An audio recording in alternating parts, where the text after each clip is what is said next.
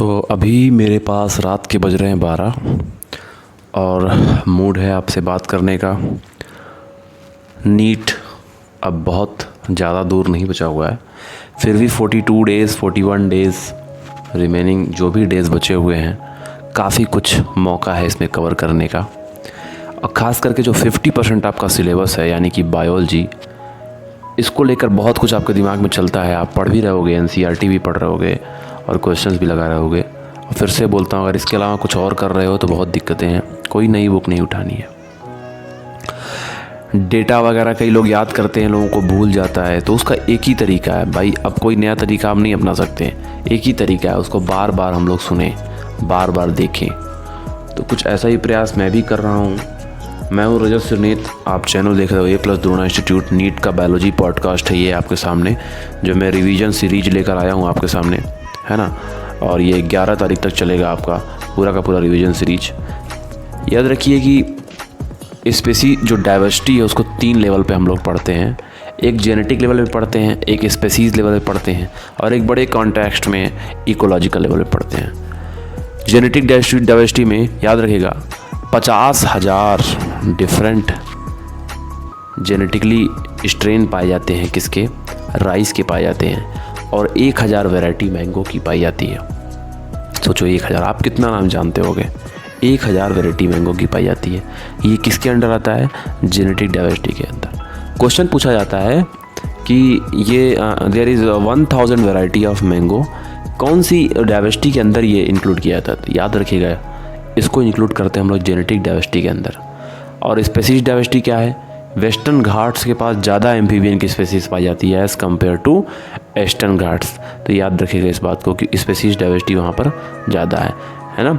अब बात करें कि IUCN का फुल फॉर्म क्या है, तो international union for conservation of nature and natural resources, जो कि इंडेंजर्ड, एक्सटिंक्ट वगैरह का डाटा देता रहता है ना, और बात करता रहता है। रॉबर्ट मे के बारे में पिछले वॉल्यूम्स में ही बताया था। अगर पिछला वॉल्यूम आपने नहीं देखा है तो जाकर पिछला वॉल्यूम ज़रूर देखिए। पिछले 5 वॉल्यूम 4 वॉल्यूम सभी देख डालिए, जितने वॉल्यूम रिलीज़ हो चुके हैं सबको देखिए, और डेली देखिए। 10 मिनट का आपका समय लग रहा है, हर वॉल्यूम को 1-2 दिन में रिपीट ज़रूर कर लिया कीजिए, ठीक है। याद रखिए कि most of the scientist, Robert मे ने कहा कि टोटल नंबर ऑफ जो स्पेसीज इस धरती पे हैं वो है 7 मिलियन। मोस्ट ऑफ द लोगों ने एक्सपेक्ट किया जो डिस्कवर्ड है 1.5, 1.78, लगभग 17 से 18 लाख, यही मोर देन मतलब 15 लाख से थोड़ा ज़्यादा। उसमें से अगर देखा जाए मैक्सिमम प्लांट हैं, मैक्सिमम एनिमल है, और फिर प्लांट हैं। और एनिमल्स में अगर देखा जाए तो 70% उसमें क्या है, इंसेक्ट हैं। दूसरी बात मैं आपको एक बात बता दूं, अगर वर्टिब्रेट की बात की, बहुत ध्यान से सुनिएगा, वर्टिब्रेट की अगर बात करूं तो वर्टिब्रेट की जो टोटल स्पेसीज़ है वो है, अगर देखी जाए सबसे ज़्यादा वर्टिब्रेट में अगर कोई पाया जाता है वो पाया जाता है फिश। जितना नंबर ऑफ फिश की स्पेसीज़ पाई जाती है टोटल, ऐसा कहा जाता है, बायोडाइवर्सिटी चैप्टर में आपके लिखा हुआ है, 28,000 तरह तरह की फिशेस पाई जाती हैं, 3 लाख तरह तरह के बीटल्स पाए जाते हैं, 20,000 तरह के आंट्स पाए जाते हैं, ठीक है। तो और उतने ही ऑर्किड भी पाए जाते हैं। तो फिश की अगर टोटल स्पेसीज़ देखोगे वो इक्वल टू हो जाएगी total number of mammal species plus total number of bird species plus total number of reptile species plus total number of amphibian species. दूसरी बात, फंजाई का सबसे ज़्यादा मॉर्फोलॉजिकल डाइवर्सिटी पाया जाता है, सबसे ज़्यादा डाइवर्सिटी अगर देखा जाए total number of fungi species, तो 1 मिनट, टोटल नंबर ऑफ अगर फंजाई स्पेसीज अगर हम देखें तो ये इक्वल हो जाता है फार्म के। फार्म F मतलब फिश, A मतलब एम्फीबियन, R मतलब रेप्टाइल, M मतलब मैमल। अगर फंजाई की टोटल स्पेसीज गिनी जाए तो इन चारों के इक्वल हो जाएगी, फार्म के इक्वल। Fungi species is equal to species of total number of species of farm. इस बात को भी आप याद रखना, ठीक है। जो स्क्रबर होता है इलेक्ट्रोस्टैटिक प्रेसिपिटेटर में, वो कौन सा गैस जो है वहाँ पर उसको रिमूव करता है, मिलने नहीं देता है, वो होता है सल्फर डाइऑक्साइड, SO2 होता है, ठीक है।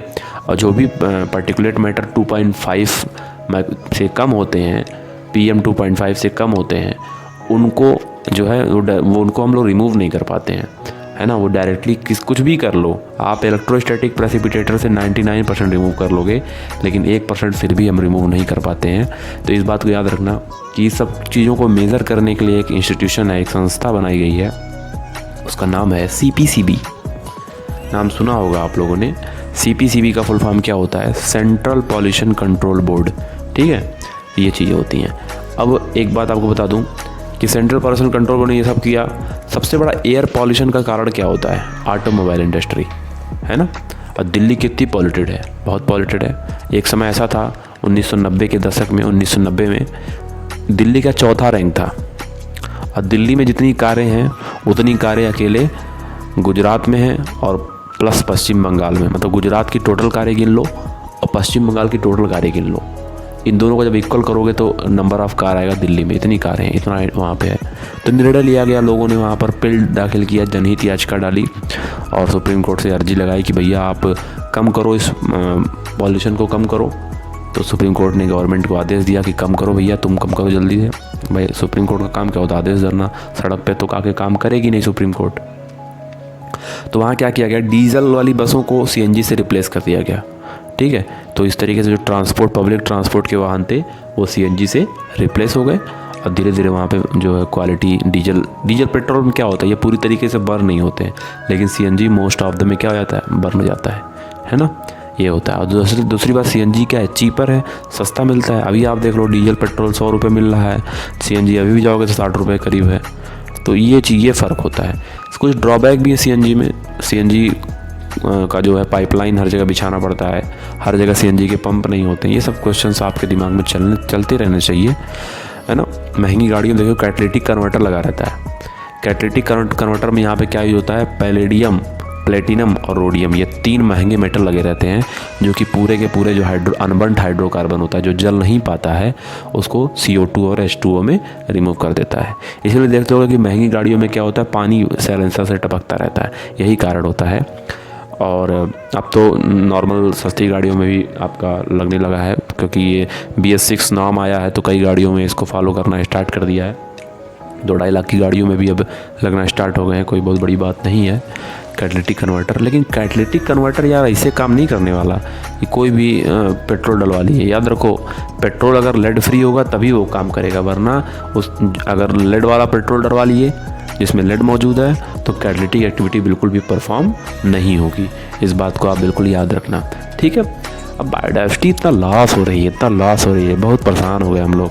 बायोडाइवर्सिटी इतना लॉस हो रही है, दिन भर गाड़ी चला रहे हैं, पापा गाड़ी चला रहे हैं, भैया गाड़ी चला रहे हैं, दुनिया गाड़ी चला रही है।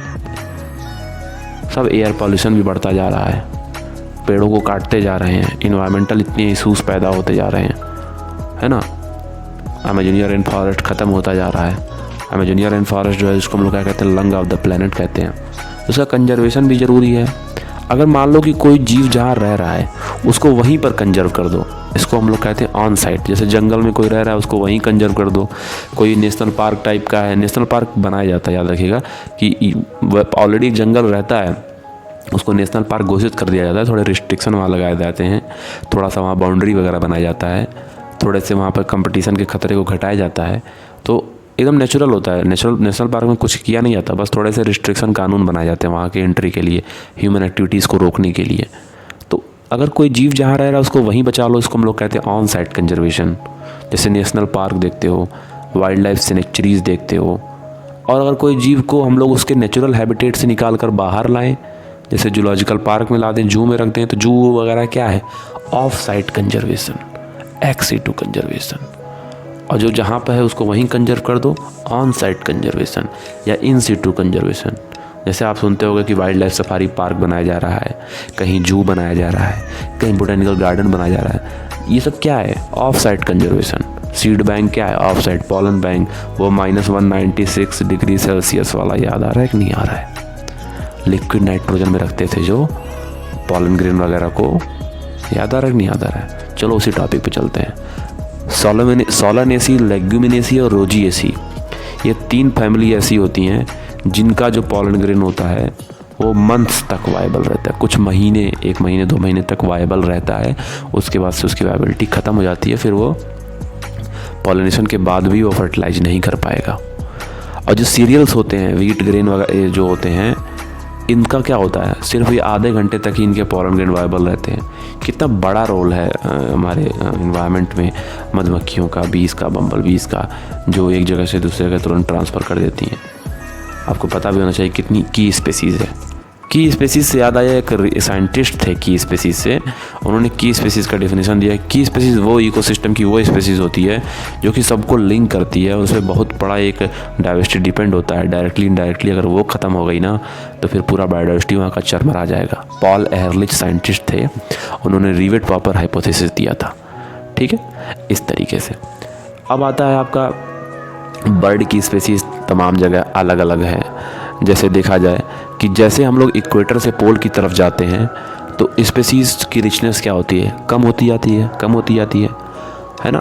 तो इक्वेटर के पास जो है ऑलरेडी उसके पास बर्ड की स्पेसीज़ ज़्यादा होगी, है ना। जैसे कोलंबिया क्या है, इक्वेटर के पास है, उसके पास 1400 बर्ड स्पेसीज़ पाई जाती है ना। इसी तरीके से ऊपर 71 डिग्री नॉर्थ पे एक देश है ग्रीनलैंड, वहाँ 56 बर्ड की स्पेसीज़ पाई जाती है। एक देश है आपका न्यूयॉर्क का, जो न्यूयॉर्क है अमेरिका का, वहाँ पर सिर्फ और सिर्फ 105 बर्ड की स्पेसीज़ पाई जाती है, क्योंकि वो 41 डिग्री नॉर्थ पे है। मतलब इक्वेटर से 41 डिग्री नॉर्थ जाना पड़ता है। ठीक है, तो ये चीज़ भी आप लोग यहाँ पर याद रखेंगे। इंडिया में वाइल्ड लाइफ सेंचुरी की संख्या 448 है। कितनी है? 448, है ना। अब बायोडाइवर्सिटी हॉटस्पॉट क्या होते हैं?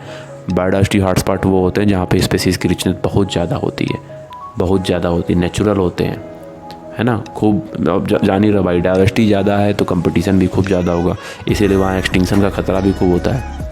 और कुछ तो ऐसे स्पेसीज़ होते हैं जो खाली वहीं पाए जाएंगे और कहीं नहीं पाए जाएंगे, उनको कहते हैं एंडेमिक स्पेसीज़। तुमने उनका अगर एरिया छीन लिया, वहाँ से उनको भगा दिया तो वो मर जाएंगे, वो फिर दिखाई देने वाले नहीं भैया। आ रही बात समझ में? ये चीज़ होती है। 25 पहले थे बायोडाइवर्सिटी हॉटस्पॉट, 9 अभी ऐड हो गए हैं, टोटल 34 बायोडाइवर्सिटी हॉटस्पॉट हैं। एनसीईआरटी में कहता है कि इंडिया में 3 बायोडाइवर्सिटी हॉटस्पॉट, तो वो भी याद रखना। एक इंडो बर्मा याद रख लेना, एक इधर तुम्हारा वेस्टर्न घाट श्रीलंका याद रखना, और इधर ईस्टर्न हिमालय याद रख लेना। ये 3 है। अंडमान भी है बट वो एनसीईआरटी ने दिया, तो आप 3 ही लगाना, कोई दिक्कत नहीं है। ठीक है, याद रखना ये चीज़। तो बस याद रखना कि ट्रॉपिक्स को ज़्यादा एक्सप्लोर नहीं किया गया है। ट्रॉपिक्स अभी लेस डिस्टर्ब है, तभी वहाँ स्पेसिएशन काफ़ी अच्छा हुआ है, काफ़ी ज़्यादा टाइम मिला डिस्टर्ब होने। टेम्परेट को खूब ज़्यादा एक्सप्लोर किया जा सका है। पता चला जब तक हम लोग और नए डाइवर्स ऑर्गेनिज्म को खोजेंगे, पता करेंगे, तब तक पता चला, जब तक ये रेडियो चल रहा है आपके कान में, तब तक पता चला और भी कई स्पेसीज एक्सटिंक्ट हो रहे हैं पीछे बैक स्टेज पे, है ना। ठीक है, गुड नाइट, थैंक यू, लगे रहिए।